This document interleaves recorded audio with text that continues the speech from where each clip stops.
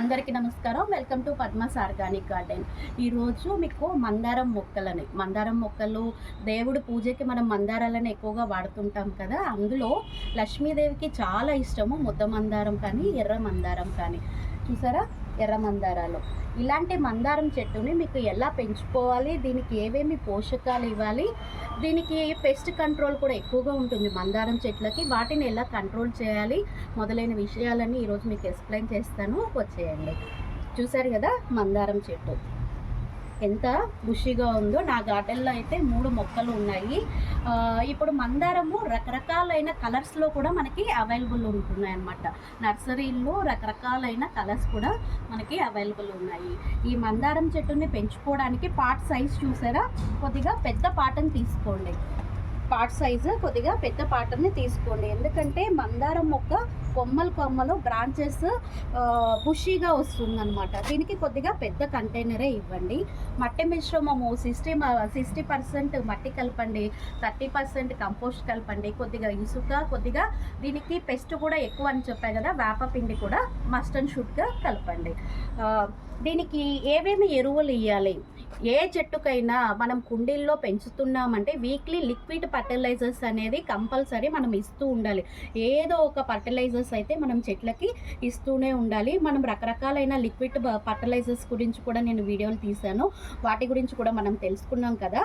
ముఖ్యంగా మందారము మొక్కకి బియ్యం కడిగిన నీళ్ళు చూసారు కదా, బియ్యం కడిగిన నీళ్ళల్లో ఇది ఆవపిండి మస్టర్డ్ కేక్ అంటారు. మస్టర్డ్ కేక్ అయినా మనకి మార్కెట్లో అవైలబుల్ ఉంటుంది. లేదు అంటే కొద్దిగా ఆవాలు తీసుకోండి, దాన్ని మిక్సీకి వేసి గ్రైండ్ చేసి ఇట్లా పిండిలాగా వస్తుంది. బియ్యం కడిగిన నీళ్ళల్లో కొద్దిగా ఆవపిండిని మీరు కలిపేసేసి 1 డే పర్మెంటేషన్ చేయండి.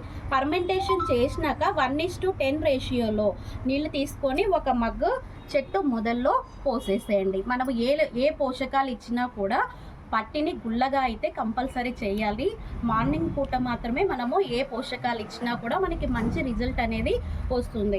ఇలాంటి మంచి అంతేకాకుండా 15 రోజులకు ఒక్కసారి మనం కొద్దిగా జీవామృతం కానీ అరటిపళ్ళది కానీ మనము బనానా బెల్లము కలిపి 2 కలిపి కూడా ఒక ఫర్టిలైజర్ తెలుసుకున్నాం కదా. ఈ 2 ఇస్తే కనుక మందారం చెట్టు చాలా హెల్దీగా గుబురుగా ఉంటుంది. చూసారా, నా మందారం చెట్టుకి అసలు పెస్ట్ అనేది చాలా తక్కువ ఉంది.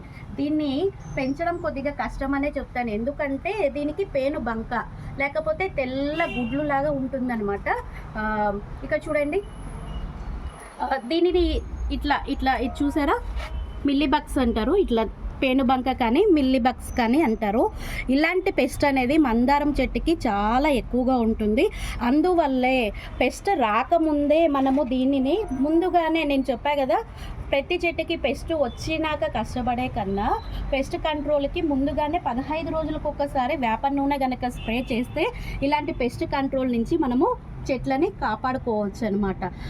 వేప నూనె వాడచ్చు, లేకపోతే పుల్లటి మజ్జిగలో కొద్దిగా పసుపు, కొద్దిగా ఇంగువ కలిపేసేసి స్ప్రే చేస్తే మందారం మొగ్గకి ఎటువంటి పెస్ట్ అనేది ఉండదు. ఇప్పుడు చూసారు కదా, ఎంత మనం చేసినా కూడా ఒక్కొక్కసారి మందారం చెట్లకి పెస్ట్ కంట్రోల్ చేయడం కష్టమవుతుంది. ఇప్పుడు చూసారా, మొదట్లోనే ఇలా ఉన్నప్పుడు మొదట్లోనే చేత్తో ఇలా పింక్ చేసేయండి. చూసారు కదా, ఇది ఇట్లా పింక్ చేసేసి మన గార్డెన్కి దూరంలో పడేయండి. ఇంకా మందారం కటింగ్కి ఏ చెట్టు అయినా మనము బాగా పెరగాలంటే ప్రూనింగ్ అనేది చాలా కంపల్సరీ అనమాట. ఇది చూడండి, ఈ కొమ్మ చూసారు కదా, నాకు ఈ కొమ్మకి మొగ్గలన్నీ అయిపోయినాయి అనమాట. ఇప్పుడు దీన్ని మీరు ఇది చూసారా, 1 ఇంచ్ ఇట్లా స్టెమ్ కటింగ్ అనేది కంపల్సరీ చేయండి. ఇక్కడ చూసారా, ఫ్లవరింగ్ అనేది అయిపోయింది. తర్వాత ఇట్లా స్టెమ్ కటింగ్ చేసుకోండి. ఈ మందారం మొక్కల్లో ఇంకొక బెనిఫిట్ కూడా ఉందన్నమాట. వీటిని మనము చెట్ల నుండే కాకుండా కొమ్మల ద్వారా కూడా దీన్ని మనము పెంచుకోవచ్చు. ఎటువంటి కొమ్మలు మనకు తెలిసిన వాళ్ళ ఇళ్ళల్లో మందారం చెట్లు ఉంటాయి, వాళ్ళ ఇళ్ళల్లో ఉన్న బ్రాంచెస్ నుంచి కూడా మనం చెట్టుని డెవలప్ చేసుకోవచ్చు. చూడండి, ఇలాంటి కొమ్మలు తెచ్చుకోండి. మినిమం ఈ సైజు ఉండాలి. చూసారా, ముదురు కొమ్మలు అంటారు కదా, ఇలాంటి కొమ్మ తెచ్చుకొని వీటి లీవ్స్ అన్నీ తీసేసి 1 ఇంచు అడుగుల్లో పెట్టేసేసేస్తే కనుక మనకి మందారం చెట్టు చాలా బాగా పెరుగుతుంది.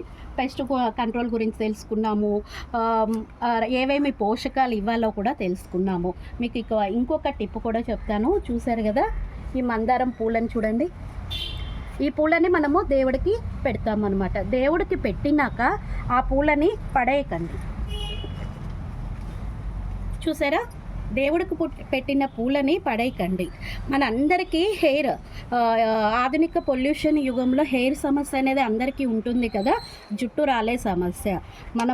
మన కొబ్బరి నూనె ఉంది కదా, కొబ్బరి నూనెలో ఈ మందారం పూలని కొన్ని పూలు వేసేసేసి స్టవ్ మీద పెట్టి బాగా మరిగించండి. అరిగినాక చల్లారినాక ఒక కంటైనర్లో తీసుకొని రోజు కనుక మనం తలకు అప్లై చేస్తే హెయిర్ గ్రోత్ అనేది చాలా బాగుంటుంది.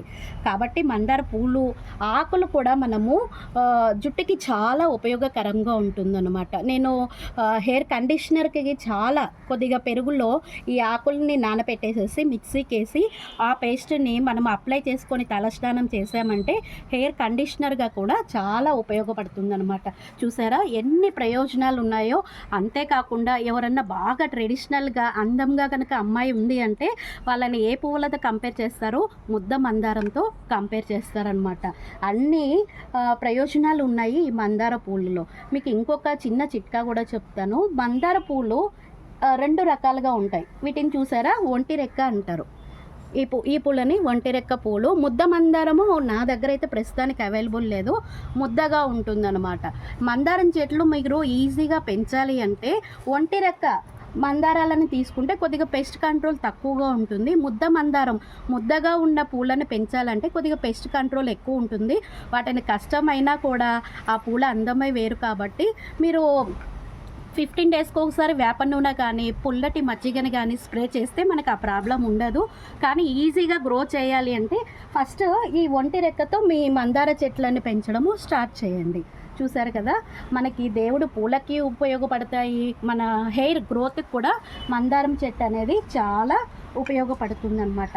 మరి ఇన్ని ప్రయోజనాలు ఉన్న మందారం చెట్టుని ఈ రోజు నుంచే పెంచడము స్టార్ట్ చేయండి. Thank you.